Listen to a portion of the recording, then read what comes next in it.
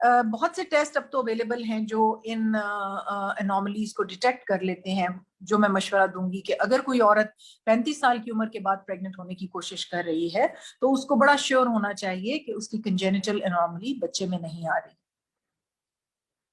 हमारे यहाँ क्या रवाज है कि पहले शादी के कुछ साल तो दिखाते ही नहीं है, बच्ची को दम दरूद, तावीज, हकीम, नकली हकीम, नकली दाइयां, असली हकीमों की दवाइयां डेफिनेटली अच्छी होंगी, लेकिन आजकल असली हकीम हमारे माशरे में कहीं नहीं मिलते, नापैद हैं। तो हमें तो पता ही नहीं है कि वो असली हिकमत क्या थी। हिकमत एक बहुत जबरदस्त एक फील्ड था। अनफॉर्चुनेटली अब उसमें कोई ना तो तरक्की हो रही है, ना हमें कुछ पता है कि वो मेडिसिन किधर गई और कौन यूज कर रहा है।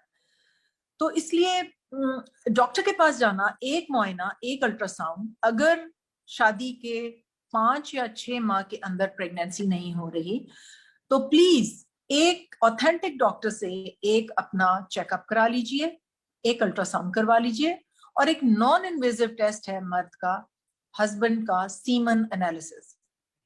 ये सीमन एनालिसिस बहुत इंपॉर्टेंट है, क्योंकि कई बार ऐसे होता है कि गांव के कुछ लोग हमारे पास आते हैं तो जी 3-3 शादियां हो गई हैं मर्द की, और जब मर्द का टेस्ट कराया तो उसमें स्पर्म्स ही नहीं है। इसलिए डॉक्टर को दिखाना बहुत जरूरी है, और डॉक्टर को भी दवाई शुरू करने से पहले नॉन इन्वेजिव, अक्सर ऐसे होता है कि मर्द को तो साथ ही नहीं लेके आते, आओ जी तुम्हें दिखाएं, डॉक्टर ने भी उसको देख लिया, दवाई दे दी। लेकिन बड़ा इंपॉर्टेंट बात है कि मियाँ बीवी दोनों जाएं क्लिनिक पे और अपने इनिशियल टेस्ट करा लें। अगर इनिशियल टेस्ट में कुछ नहीं आता तो 6 महीने और ठहर जाए, may be they will conceive, शायद उसके अंदर ही कंसेप्शन हो जाए।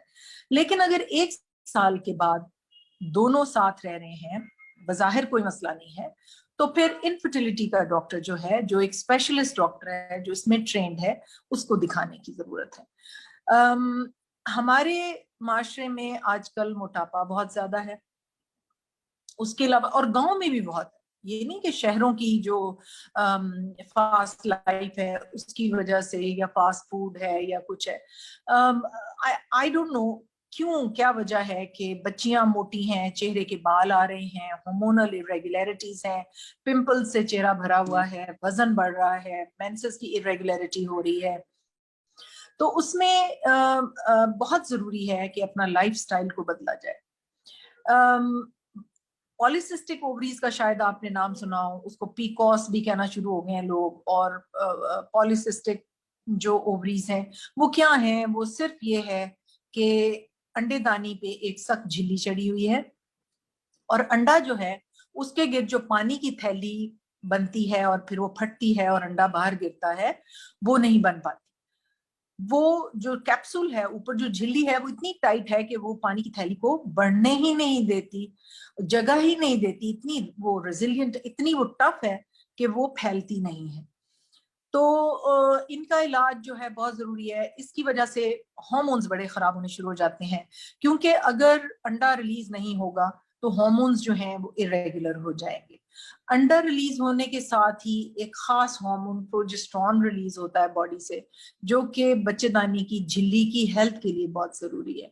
अगर वो ठीक नहीं है, उसकी हेल्थ अच्छी नहीं है, तो बेशक बच्चा कंसीव हुआ है, जब वो आके अपनी जड़ें बनाने के लिए यूट्रस में आएगा तो वहां जड़ें नहीं बना पाएगा, क्योंकि वो प्रोजेस्टेरॉन ने उसकी प्राइम नहीं किया हुआ उसकी झिल्ली को।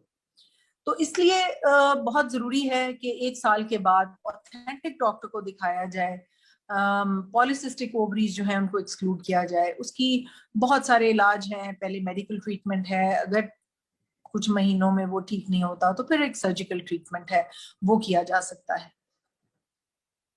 और अगर शुरू में ही पता चल गया कि जो हस्बैंड है उसका स्पर्म काउंट लो है, तो उसके 2-3 तरीके हैं। कई दफा सर्जिकल ट्रीटमेंट थोड़ा सा यूज होता है, लेकिन मैंने नहीं देखा कि कभी वेरिकोल सील के ऑपरेशन से बहुत मार्क डिफरेंस पड़े।